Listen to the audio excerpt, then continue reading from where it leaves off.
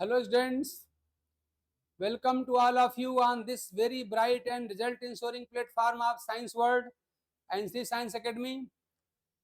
Students, हम लोग पिछले क्लास में हम लोगों ने डिफ्यूजन प्रेशर डेफिसिट के बारे में बात किया था और उसमें कहा था मैंने आपको कि डेफिनेशन में डीपीडी को लेके एक यहाँ पे रिलेशन होता है और वो होता है DPD equal to OP minus TP. ये है, ये सारी बातें हम एक एक करके आपके साथ डिस्कस कर चुके हैं कि डीपी क्या है, डीपीडी क्या है, ओपी क्या है, टीपी क्या है, सब बात हो चुकी है। डिफ्यूजन प्रेशर डेफिसिट है, सब डिटेल में बात हो चुकी है।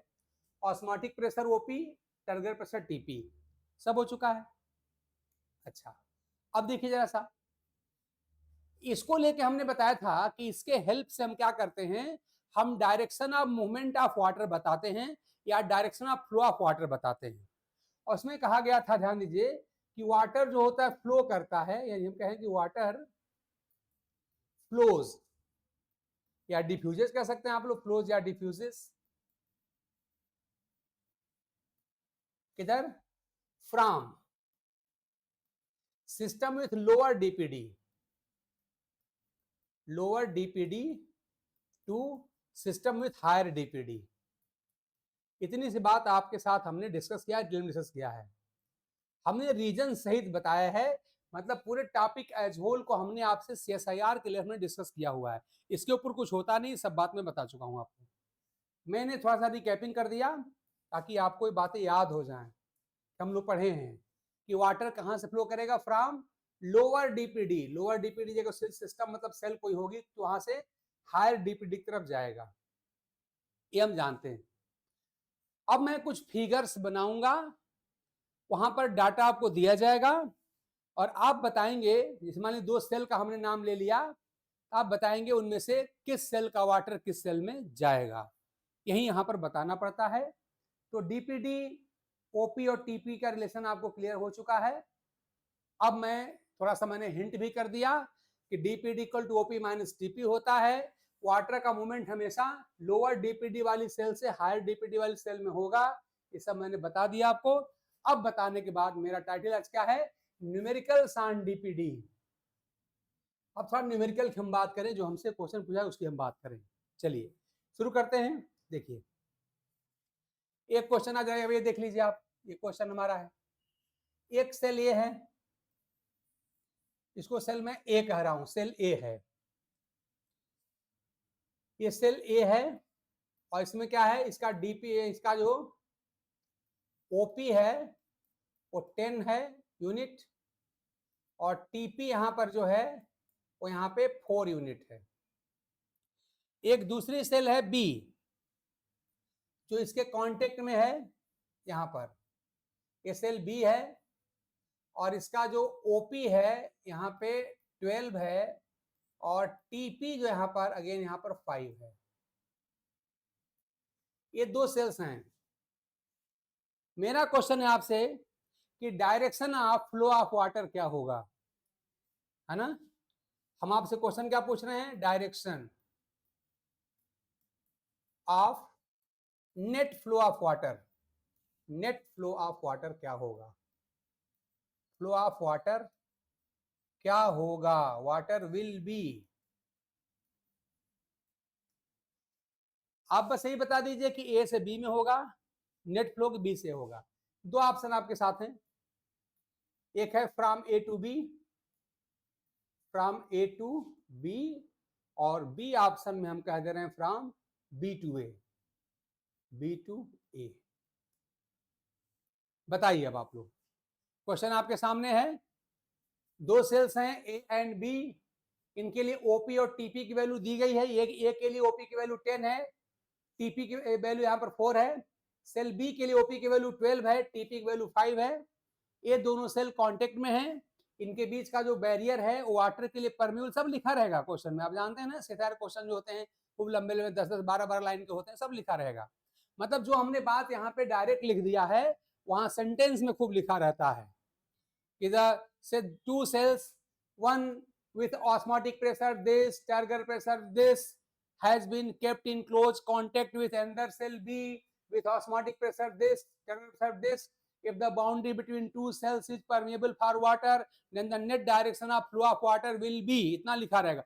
इसके सर में आमतौर सब पूरी कहानी लिखी रहती है क्वेश्चन की, तो लंबा चौड़ा लिखा रहता है और उसी को देख के बहुत लोग डर जाते हैं। डरना नहीं चाहिए, क्वेश्चन को पढ़िए। वो पूरा क्या करता है आपका, समझिए कि SIR जो है एक, आप जानते हो उससे कोई कठिन एग्जाम तो इंडिया में होता नहीं भाई, हाईएस्ट लेवल का एग्जाम है, तो थोड़ा सा तो आप चीजें रहती हैं। तो बस यही है, मैंने उसी बात को संक्षेप में यहाँ लिख दिया है। आप लोग बता दीजिए कि direction of flow of water क्या होगा, ए से बी को वाटर जाएगा या वाटर बी से ए को जाएगा। बहुत इजी क्वेश्चन है, थोड़ा सा अगर देखा जाए तो बिल्कुल बहुत इजी क्वेश्चन है। कैसे क्या करेंगे, हमने क्या पढ़ा है, हमने ये पढ़ा है कि हमको डीपीडी वैल्यू चाहिए। हमने इसके पहले क्या दिखाया था, देखिए ऐसा हमने आपको ये दिखाया था कि वाटर जो फ्लो करता है, वाटर के फ्लो की डायरेक्शन क्या होती है। देखिए अब लिखा है वाटर फ्लोज या डिफ्यूजेस फ्रॉम, कहां से, lower DPD to higher DPD, यानी लोअर डीपीडी वाली सेल का वाटर हायर डीपीडी में जाएगा, ये बात आप समझ लीजिए। और डीपीडी कैसे निकालते हैं, तो DPD equal to OP minus TP होता है। मैंने आपको पहले इतना बताने के बाद क्वेश्चन पूछा है भाई, तो क्या करेंगे, इस इक्वेशन से आप डीपीडी की वैल्यू निकाल लीजिए और दो वैल्यू मिलेगी, एक वैल्यू कम होगी, एक वैल्यू ज्यादा होगी, तो लोअर वैल्यू वाली सेल का वाटर हायर वैल्यू वाली सेल में ले जाइएगा। इतनी सी बात करनी है, ठीक। आई होप कि मेरी बात समझ रहे होंगे आप लोग। चलिए आते हैं, चलिए यहाँ क्या करें, हम ए के लिए निकालते हैं डीपीडी। निकालिए के लिए डीपीडी क्या हो जाएगा, तो DPD will be equal to OP minus TP, यही होता है ना। ओपी कितना है 10, हमारा टीपी 4, कितना हो गया 6, यानी सेल ए के लिए यहाँ पे डीपीडी हमारा क्या मिल गया, डीपीडी हमारा मिल गया 6। कैसे निकला, ओपी माइनस टीपी 10 माइनस 4, 6 मिल गया, लिख लीजिए। सेल ए का डीपीडी हमारा हो गया 6। ऐसे देखिए सेल बी है, इसका डीपीडी कितना होगा भाई, इसका डीपीडी निकालिए, तो डीपीडी इक्वल टू होता है ओपी माइनस टीपी। ओपी कितना है 12 है, माइनस टीपी कितना है 5 है, कितना मिल गया 7, यानी सेल बी का डीपीडी कितना मिल गया, यहाँ डीपीडी मिल गया आपका 7। ठीक, रूल क्या है कि वाटर कहां से कहां फ्लो करता है, लोअर डीपीडी वाली सेल का वाटर हायर डीपीडी में जाता है ना। तो अब तो बात क्लियर हो गई ना, लोअर मतलब किसका है, लोअर। आप देख रहे हैं सेल ए का डीपीडी कितना है, सेल ए है, डीपीडी इसका 6 है, सेल बी का डीपीडी कितना है 7 है, तो लोअर का हायर में जाएगा, यानी ए का वाटर बी में जाएगा। ध्यान दीजिए, इसका जो वाटर होगा वो बी में वाटर जाएगा, ए का वाटर बी में जाएगा। कोई डाउट नहीं होना चाहिए, आसान चीज है। तो कुछ नहीं करना है भाई, देखो बहुत आसान सा है, बस यही जो हमने आपको पहले बताया उसको आप ध्यान दीजिए, यही बात समझिए। डीपीडी का ये फार्मूला है, DPD equal to OP minus TP, ये दोनों आपको क्वेश्चन में दिया हुआ है, दिया हुआ रहेगा भी। बस थोड़ा सा याद करना है कि वाटर फ्लो करता है, डिफ्यूज करता है कहां से, फ्रॉम लोअर डीपीडी वाली सेल का वाटर से कहा जाता है, हायर डीपीडी में जाता है। तो लोअर डीपीडी का वाटर हायर डीपीडी में जाता है। इतनी बात जानने के बाद आपने क्वेश्चन पे आ सकते हैं, और क्वेश्चन आपके सामने है। एक सेल ए है, उसका ओपी वैल्यू ए दिया है 10, टीपी यहाँ पे 4 दिया है। सेल बी का ओपी 12 है, टीपी 5 है। क्या करना है आपको, याद रखना है कि लोअर डीपीडी का वाटर हायर डीपीडी में जाता है। डीपीडी का फार्मूला आपके सामने है, ओपी माइनस टीपी होता है। सेल ए के लिए कितना हो जाएगा डीपीडी, ओपी है 10, टीपी है 4, तो ओपी माइनस टीपी में 10 माइनस 4 6 हो गया। और सेल बी का ओपी माइनस टीपी में 12 माइनस 5 यहाँ पे 7 हो गया। इसकी वैल्यू 6 हो गई, इसकी वैल्यू 7 हो गई। रूल क्या है कि लोअर डीपीडी वाली सेल का वाटर हमेशा हायर डीपीडी में जाता है। तो इसका लोअर डीपीडी, इसका 6 है, इसका 7 है, ए का वाटर बी में जाएगा। ठीक है ना, ये ध्यान आपको देना है। ठीक, ये सिंपलेस्ट क्वेश्चन था। अब थोड़ा सा क्वेश्चन का लेवल बढ़ाते हैं। देखिए ये क्वेश्चन अपना देखिए, जैसा एक सेल यहां पे ए है, एक दूसरी सेल यहां पे बी है, और एक तीसरी सेल है, उसको मैं यहां ऐसे रख रहा हूं। ये इन सेल्स के नाम रख दिए जाते हैं। ये सेल आपकी ए है, ये सेल बी है, इसको मैंने सी नाम दे दिया। 3 सेल इस बार हमने ले लिया। इनकी वैल्यूज हम लिख दे रहे हैं, देखिए जैसा इनकी वैल्यूज हैं, इसका ओपी है 12 और टीपी इसका है 5। इसका जो ओपी है 16 और टीपी इसका है अगेन 5। इसका जो ओपी है वो है 15 और टीपी जो है इसका हमने कर दिया यहाँ पे 6। ये डाटा आपको दिया है। अब इसी को सीएसआईआर क्या करेगा, वो पूरा सेंटेंस में लिखेगा। There are 3 cells A B C arranged as in the given figure. The OP value of cell is this, TP value is this, OP and TP value of cell B are this and this, OP and TP value of C are this and this, सब लिखा जाएगा sentence में। The direction of flow of water will be, और आप देख रहे हैं यहाँ पे 3 सेल्स हैं, तब यहाँ थोड़ा क्वेश्चन आपका कॉम्प्लेक्स हो गया। अब आप सोचिए जरा सा कि किसका वाटर कहां से कहां जाएगा। अब देखिए जो सेल कांटेक्ट में रहेंगे उन्हीं में आपको वाटर का फ्लो देखना है। देख रहे हैं यहाँ पर ए और बी कांटेक्ट में है, फ्लो होगा। अब आप बताइए ए का बी में होगा, बी का ए में होगा। फिर देख रहे हैं जो सेल सी है वो बी के भी कांटेक्ट में है और ए के भी कांटेक्ट में है। तो थोड़ा सा यहाँ देखिए आपको यहाँ पर 3 कांटेक्ट देखने को मिल रहे हैं। एक ए बी बाउंड्री मिल रही है, एक बी सी बाउंड्री मिल रही है और एक ए सी बाउंड्री मिल रही है, ठीक है ना। तब तीनों में आपको बताना पड़ेगा। तो अब आप लोग सोचिए और क्वेश्चन को सॉल्व करिए। मैंने तरीका बता दिया है, क्या करेंगे, सबसे आसान तरीका है, फटाफट क्या करेंगे, आपके पास फार्मूला है DPD equal to OP minus TP. Formula लगाइए, डीपीडी की वैल्यू तीनों का फाइंड कर लीजिए। फिर क्या करना है, अब क्या करना है कि लोअर डीपीडी का जो वाटर होगा, यानी water from lower DPD, water from lower DPD कहां आएगा, टू हायर डीपीडी आएगा, to higher DPD. Lower DPD वाली सेल का वाटर हायर डीपीडी वाले सेल में आएगा। ये रूल मैंने पहले बता दिया, यहां भी हमने हिंट कर दिया। और अब आप लोगों से मैं उम्मीद करता हूं कि जल्दी से जो भी देख रहे हैं जुड़े हैं आंसर बता दें। ए और बी में बताइए डायरेक्शन कहां होगा, ए टू बी होगा कि बी टू ए होगा।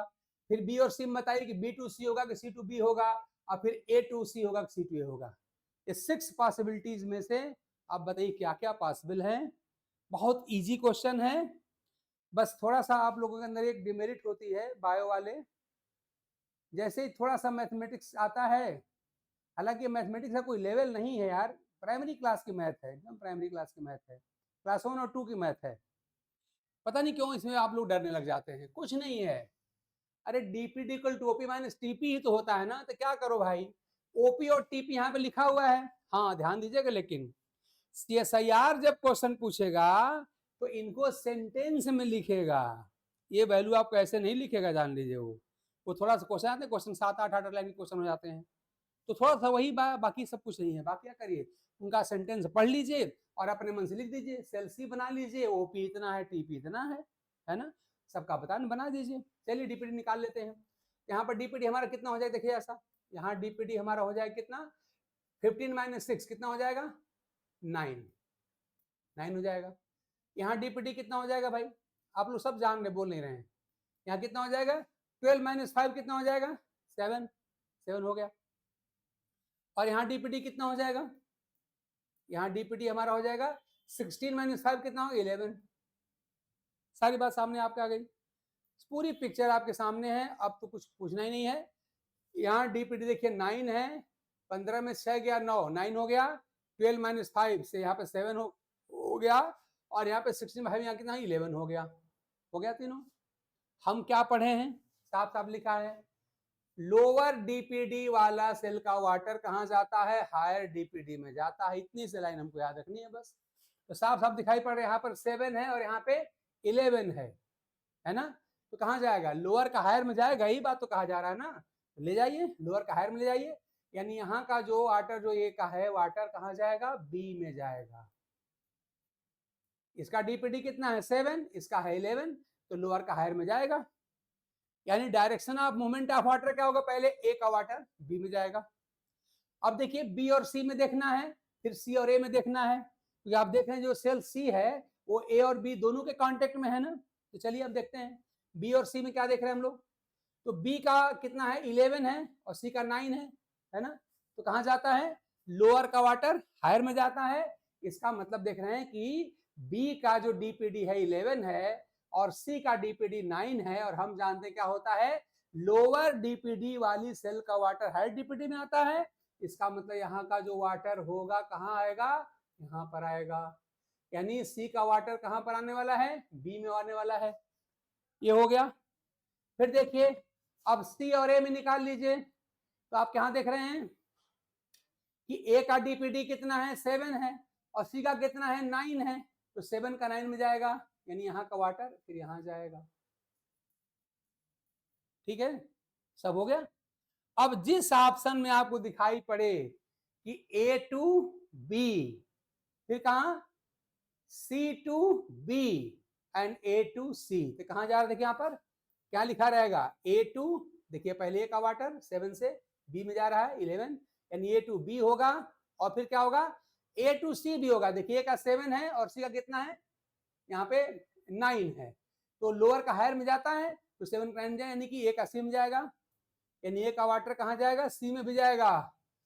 एक कॉन्टेक्ट बी और सी के बीच में भी है, तो बी का डीपीडी है 11 और सी का डीपीडी है 9, तो लोअर का हायर में आता है, यानी सी टू बी होगा, यानी सी टू बी होगा।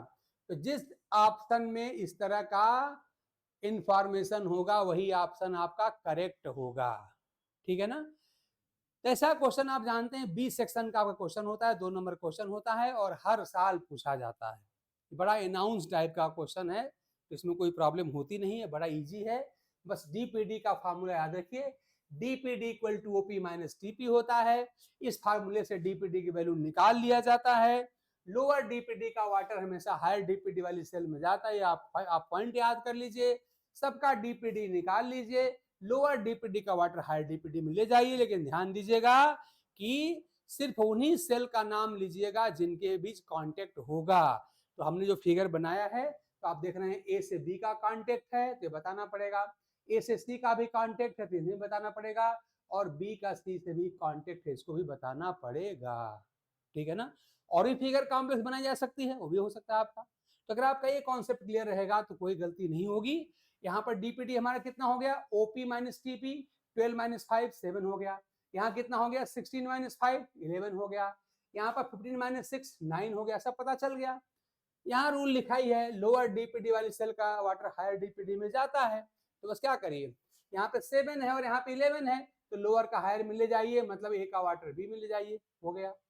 फिर बी और सी कांटेक्ट में है, तो बी का डीपीडी 11 है, सी का डीपीडी 9 है, लोअर का वाटर हायर में जाता है, तो सी का वाटर फिर आप बी में ले आइए, सी का वाटर हम बी में ले आए। फिर देखिए ए और सी भी कांटेक्ट में है, तो ए का डीपीडी 7 है, सी का डीपीडी 9 है, तो लोअर का वाटर हायर में जाता है डीपीडी में, तो ए का वाटर सी में जाएगा, हो गया आपका।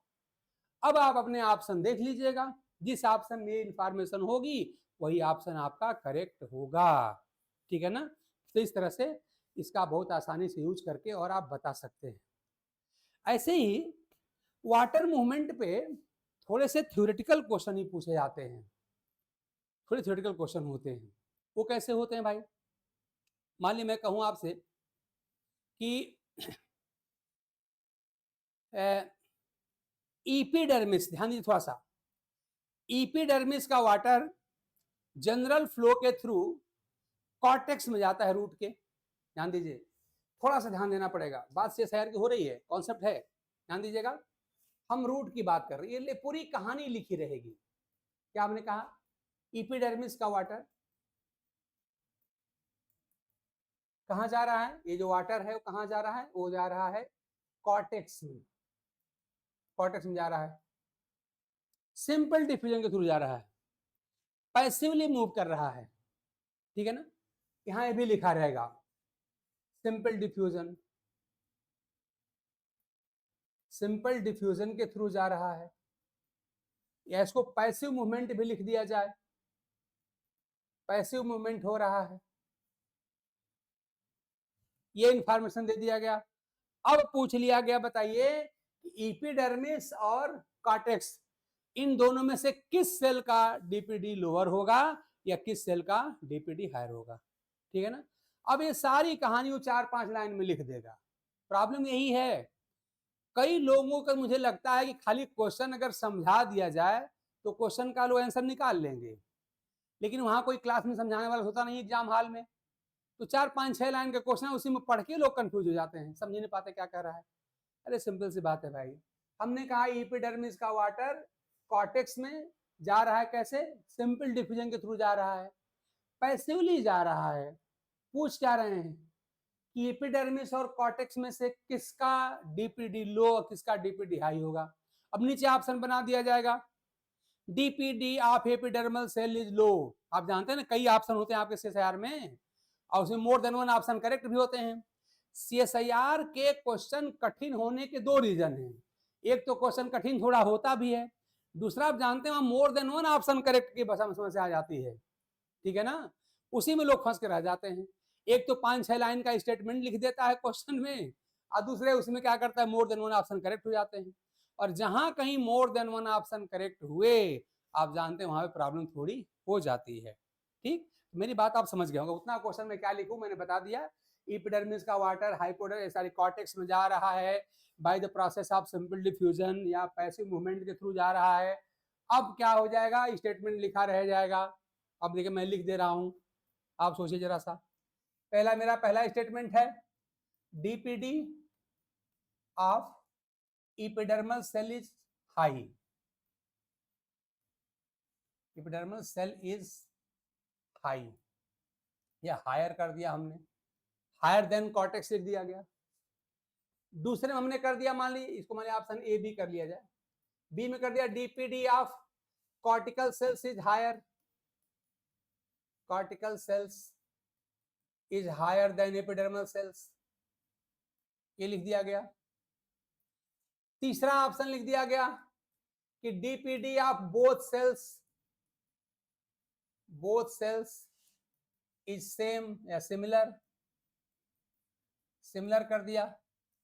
ऑप्शन इसी में डी कर दिया हमने कि water will passively move from epidermis to cortex, water will passively move from epidermis to cortex. आप लोग देखें क्वेश्चन ना, आप क्या बताना सब देखें आप लोग, एपिडर्मिस टू कॉर्टेक्स, ये कर दिया। अब इसी में से एक ऑप्शन रहेगा जिसमें कि जितने भी ऑप्शन इसमें से करेक्ट होंगे उसमें सारे इकट्ठा कर दिया। मान लिया ऑप्शन हमने ई लिख दिया, और ई में क्या कर देगा कि इसमें से जितने ऑप्शन करेक्ट होंगे उनको एक साथ कर देगा। तो बड़ी सिंपल सी बात है, अगर पहले ही कह रहे हैं कि एपिडर्मिस का वाटर सिंपल डिफ्यूजन के थ्रू या पैसिव मूवमेंट के थ्रू अगर कॉर्टेक्स में जा रहा है, तो एक बात तो हम समझ गए ना कि भाई लोअर डीपीडी वाली सेल का वाटर ही तो पैसिवली हायर डीपीडी वाली सेल में जाता है, ये हम जानते हैं। मैंने पहले ही बता दिया आपको कि लोअर डीपीडी वाली सेल का जो वाटर होता है हायर डीपीडी में जाता है, यही रूल है, आप जानते हैं। सिंपल सी बात हो गई। तो अगर आप कह रहे हैं एपिडर्मिस का वाटर अगर कॉर्टेक्स में जा रहा है तो इसका और भी सिंपल डिफ्यूजन के थ्रू जा रहा है, पैसिव मूवमेंट के थ्रू जा रहा है, तब इसमें कौन समस्या है भाई। अगर आप रूल जानते हो कि लोअर डीपीडी वाली सेल का वाटर हायर डीपीडी में जाता है, इसका सिंपल सा मतलब क्या हो गया कि एपिडर्मल सेल का डीपीडी क्या होगा, एपिडर्मल सेल का डीपीडी क्या होगा, यहाँ पर लोअर डीपीडी हो जाएगी भाई, यहाँ पर लोअर डीपीडी हो जाएगी, और यहाँ का डीपीडी कैसा होगा, यहाँ पर हायर डीपीडी हो जाएगी। तभी तो आप देख रहे हैं लोअर डीपीडी वाली सेल का वाटर हायर डीपीडी में जा रहा है, यहाँ पर हायर डीपीडी हो जाएगी। ये बात हम समझ गए। तो अगर इतनी सी बात हम समझ गए तब ऑप्शन ढूंढ लेंगे हम अपना, किसका डीपीडी लो है किसका डीपीडी हाई है। तो क्या कह रहे हैं, DPD of epidermal cell is higher, क्या हायर है, नहीं लोअर है, यानी ऑप्शन का क्या होगा आपका इनकरेक्ट हो गया, रॉन्ग हो गया। फिर कह रहे हैं DPD of cortical cells is higher, हाँ देखिए हायर, इसका हायर है, यानी ऑप्शन बी आपका करेक्ट हो गया। फिर सी कह रहे हैं DPD of both cells is similar, नहीं, अगर सिमिलर होता तो नेट मूवमेंट ऑफ वाटर होता ही नहीं, इसका मतलब ऑप्शन सी भी हमारा करेक्ट है। और डी में कह रहे हैं water will passively move from epidermis to cortex, move करेगा ही करेगा, आपका डी भी सही हो गया। यानी ई में हम क्या कर देंगे, कह देंगे option B and D are correct, यही लिख दिया जाएगा कि B and D are correct. ऐसे अगले एक ऑप्शन बना देगा कि डी और सी आर करेक्ट।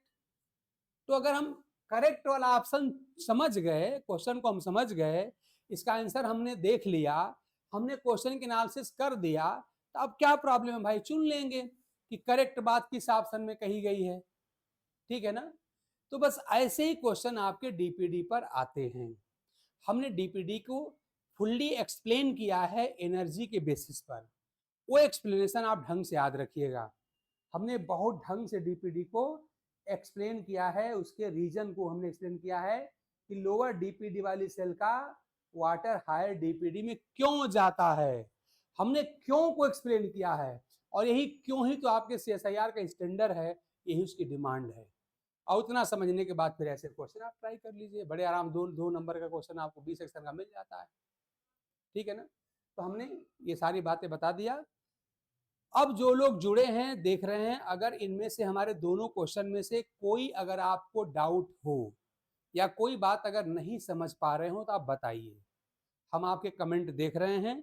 इन दोनों क्वेश्चन में से किसी भी क्वेश्चन पे आपका डाउट है, जैसे मैं अगर पिछले क्वेश्चन पे अगर जाता हूं, मैंने ये सेल बनाया था, इसके पीछे अगर जाऊं, हमने एकदम सिंपल क्वेश्चन लिया था, ये 2 सेल हमने बनाया था, देखिए एक सेल ए था, इसका ओपी 10 था, टीपी 4 था, सेल बी का ओपी 12 था, टीपी 5 था। हमने पूछा था कि नेट मूवमेंट ऑफ वाटर कहां से कहां होगा, ए टू बी होगा कि बी टू ए होगा, सिंपलेस्ट क्वेश्चन आपका था। हमने बताया आपको क्या करेंगे, डीपीडी का फार्मूला है ओपी माइनस टीपी, यहाँ से दोनों ही सेल का डीपीडी निकाल लिया जाएगा। इस फार्मूले से ए का डीपीडी 6 आ गया, बी का डीपीडी 7 आ गया। फिर हमने आपको बताया था कि direction of net movement of water जो होता है वो क्या होता है, हमेशा लोअर डीपीडी वाली सेल का वाटर हायर डीपीडी में जाता है, मैंने आपको रूल पहले ही बता दिया था। अब लोअर देखिए यहाँ पे 6 है और यहाँ पे कितना है, यहाँ पे 7 है, तो लोअर का वाटर हायर में जाएगा, यानी ए का वाटर बी में जाएगा, ये हम लोगों ने आंसर देखा था। यानी फ्रॉम ए टू बी हमारा ये वाला ऑप्शन हमारा करेक्ट था, ठीक है ना। इसमें कोई डाउट आपका नहीं होना चाहिए।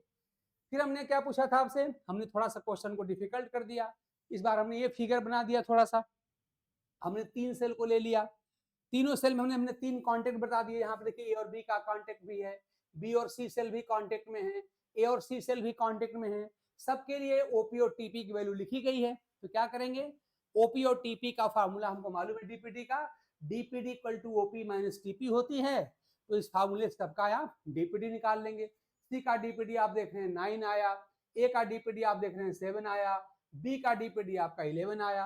अब जो जो सेल्स कॉन्टेक्ट में हैं उनको देख लीजिए, लोअर डीपीडी वाली सेल का वाटर हायर डीपीडी में जाता है। हम देख रहे हैं ए और बी यहाँ पे कांटेक्ट में हैं, ए का डीपीडी है 7, बी का डीपीडी है 11, तो 7 का वाटर 11 में जाएगा, यानी ए का वाटर बी में जाएगा, यानी ए का वाटर बी में जाएगा, आपको साफ साफ दिख रहा है। फिर देख रहे हैं कि बी और सी सेल यहाँ पे कांटेक्ट में है, लेकिन सी का डीपीडी 9 है और बी का डीपीडी 11 है, तो आप देख रहे हैं कि 9 कम है और 11 ज्यादा है। हमेशा लोअर डीपीडी का वाटर हायर डीपीडी में जाता है, तो सी का वाटर भी आप देख रहे हैं कि बी में आएगा, तो आपका ये भी आप करेक्ट हो गया, ठीक। फिर देख रहे हैं कि ए और सी भी यहाँ पे कांटेक्ट में है, ए का डीपीडी है 7 और सी का डीपीडी है 9, फिर वही है लोअर डीपीडी वाली सेल का वाटर हायर डीपीडी में जाएगा, तो आप फिर क्या देखेंगे, ए का वाटर सी में जाएगा, ये हो गया। तो जिस ऑप्शन में तीनों बातें सही हैं वो ऑप्शन ढूंढ लीजिएगा अपना, कोई डाउट नहीं होना चाहिए। फिर हमने क्या कर दिया, थोड़ा सा हमने एक अगली चीज पूछ दिया जिसमें हमने क्या करना है, अब आपको थोड़ा सा मैंने कहा था कि जब आपको ट्रांसपोर्ट ऑफ वाटर पढ़ना होगा, फ्लोएम ट्रांसपोर्ट पढ़ना होगा, न्यूट्रिएंट का ट्रांसपोर्ट पढ़ना होगा, तो थोड़ा सा ट्रांसपोर्ट सिस्टम तो देखना पड़ेगा ना प्लांट में। उसके लिए आप क्या करें, सिंपली स्टेम और रूट की एक बार एनाटॉमी देख लीजिए कि सबसे बाहरी लेयर जो होती है स्टेम में एपिडर्मिस होती है, फिर हाइपोडर्मिस होती है, फिर जनरल कार्टेक्स होता है, फिर एंडोडर्मिस होती है, फिर पेरीसाइकिल होती है, फिर आप जानते हैं कि उसके नीचे वेस्कुलर बंडल्स होते हैं, फिर पिथ होती है, ये स्टेम में होता है। ऐसे रूट में देख लीजिएगा, रूट में आप जानते हैं हाइपोडर्मिस होता नहीं है, वहाँ पर एपिडर्मिस होती है, थोड़ा देख लीजिएगा फिगर उठा के, हर बुक में मिल जाएगा। एपिडर्मिस होती है, वहाँ हाइपो होती नहीं है, तो वहाँ से जनरल कार्टेक्स होता है। तो एपिडर्मिस होती है, कार्टेक्स होता है, एंडोडर्मिस होती है, पेरिसाइकिल होती है, वेस्कुलर बंडल होते हैं, पिथ होती है वहाँ पे। तो ये लेयर आप याद कर लीजिएगा, वहाँ पर एक बार फिगर देख लीजिए उठा के अपना। देखने के बाद अब यहाँ पे कहा एपिडर्मिस का वाटर कॉर्टेक्स में जाता है सिंपल डिफ्यूजन से या पैसिव डिफ्यूजन से, तो कौन सी बात इसमें से करेक्ट है? तो इसी में हमारे क्वेश्चन का आंसर भी इसी में छिपा हुआ है, आप देख पा रहे हैं, साफ साफ देख रहे हैं। अगर कह रहे हैं कि एपिडर्मिस का वाटर कॉर्टेक्स में पैसिवली जा रहा है, तो पैसिव मूवमेंट में क्या होता है भाई, हम यही जानते हैं ना कि लोअर डीपीडी वाली सेल का वाटर हायर डीपीडी में जाता है। तो इन्होंने यही नहीं कहा है कि लोअर का हायर में जाता है, इन्होंने तो कही दिया ना कि एपिडर्मिस का वाटर कॉर्टेक्स में जाता है, जा रहा है, सिंपल डिफ्यूजन जा रहा है, पैसिव मूवमेंट जा रहा है। तो ये बात कहते ही हम समझ गए कि एपिडर्मिस जो सेल होगी उसका डीपीडी क्या होगा, लो होगा, और कॉर्टेक्स सेल का डीपीडी क्या होगा, हायर होगा। ठीक, और अगर ये पता चल गया, कैसे पता चला, क्योंकि हम रूल जानते हैं भाई कि लोअर डीपीडी वाले सिस्टम या सेल का वाटर हमेशा हायर डीपीडी में जाता है। तो हम समझ गए कि एपिडर्मिस का डीपीडी क्या है, लो है, और कॉर्टेक्स का डीपीडी क्या है, हाई है। अब इसी में से ऑप्शन लिखे थे, हमको चुन लेना था, ठीक ना। तो इस तरह के क्वेश्चन आपको वहां पर मिलते हैं।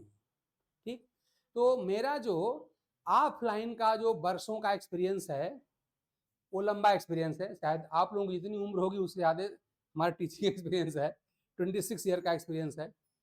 तो ऑफलाइन में डायरेक्ट इंटरेक्शन होता है, तो वहाँ पर पता चलता है कि सबकी बात हम नहीं कर रहे, एक्सेप्शन हर जगह होते हैं, लेकिन बायो के लोग दो जगह भागते हैं, लाइफ साइंस के लोग हों चाहे टीजीटी पीजीटी के लोग हों, मतलब लाइफ साइंस एसएआर के लोग हों और चाहे टीजीटी पीजीटी बायोलॉजी के लोग हों।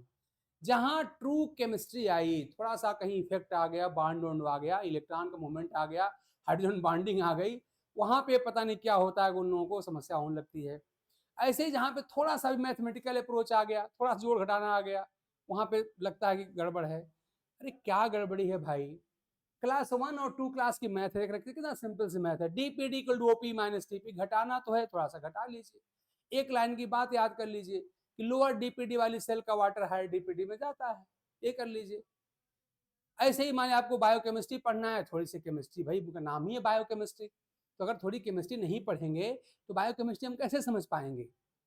और अगर बायोकेमिस्ट्री नहीं पढ़ पाएंगे तो याद रखिएगा कि पूरी प्लांट फिजियोलॉजी, पूरी एनिमल फिजियोलॉजी, पूरी सेल बायोलॉजी, पूरी मॉलिक्यूलर बायोलॉजी, ध्यान दीजिए इसमें केमिस्ट्री का खूब इन्वॉल्वमेंट है, वो आपके टॉपिक नहीं अच्छे हो पाएंगे। तो देखो भाई, मेरी सलाह अगर आप माने तो यही है कि हम थोड़ा प्रोफेशनल तरीका अपनाएं।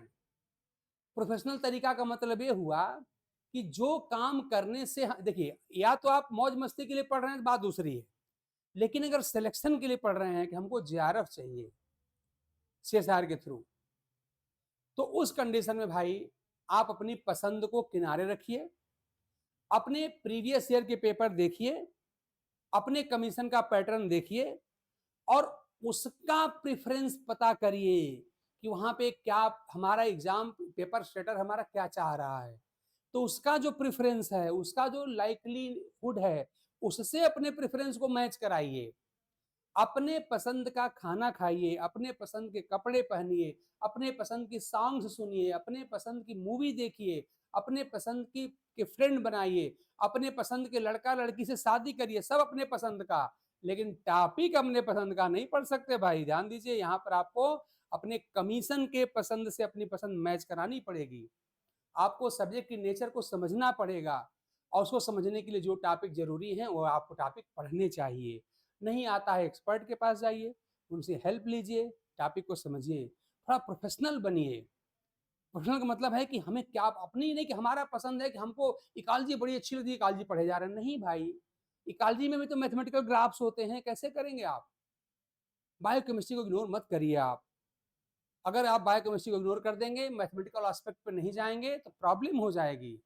बहुत ज्यादा कॉम्प्लेक्सिटी की बात आपसे हम नहीं कर रहे हैं, जनरल बात आपसे कर रहे हैं, जनरल बायोमॉलिक्यूल पढ़ लीजिए, जनरल मैथ को अप्लाई करिए। अब DPD equal to OP minus TP कौन सी बड़ी मैथ है भाई, छोटा सा घटाना ही तो है।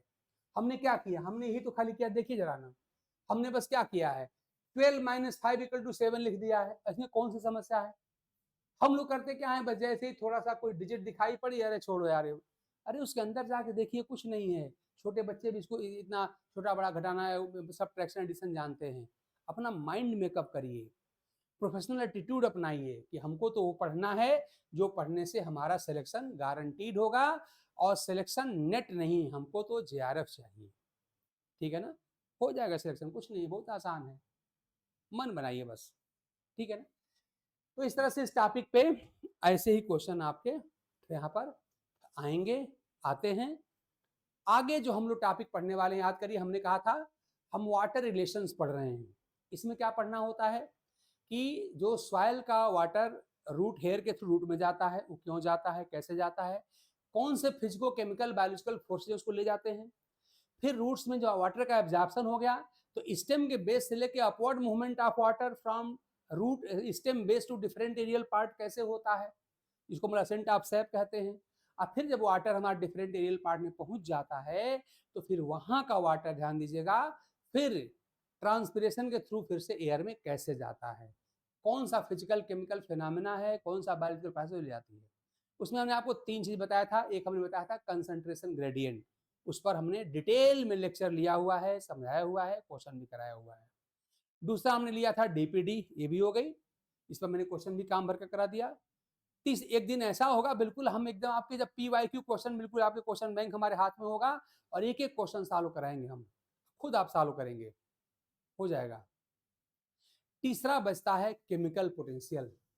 तो केमिकल पोटेंशियल के बेसिस पर भी ये एक्सप्लेनेशन किया जाता है, chemical potential.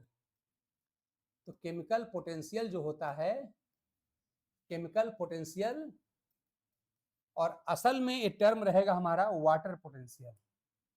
Chemical potential of जो वाटर होता है, असल में इसी को हम कहते हैं वाटर पोटेंशियल, इसी को कहा जाता है वाटर पोटेंशियल।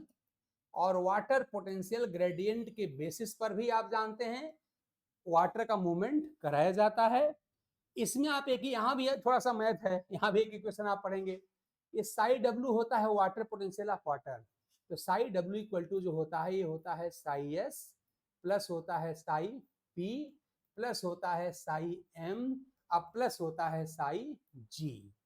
ये पूरा आपका इक्वेशन है। लेकिन वहां पर हम देखेंगे कि साई एम जो मैट्रिक पोटेंशियल है और साई जी मतलब जो ग्रेविटेशनल पोटेंशियल होता है, ये प्लांट के लिए या ट्रू सोल्यूशन के लिए ये जो दोनों होते हैं ये इग्नोर कर दिए जाते हैं। तब आपका यही खाली बच जाता है। तो बच के ये छोटा होकर हो जाता है, क्या आपका ये बच जाता है कि साई डब्ल्यू जो होता है इक्वल टू होता है साई एस मतलब होता है ऑस्मोटिक पोटेंशियल, और प्लस साई पी आपका होता है प्रेशर पोटेंशियल। ये आपका इक्वेशन बच जाता है।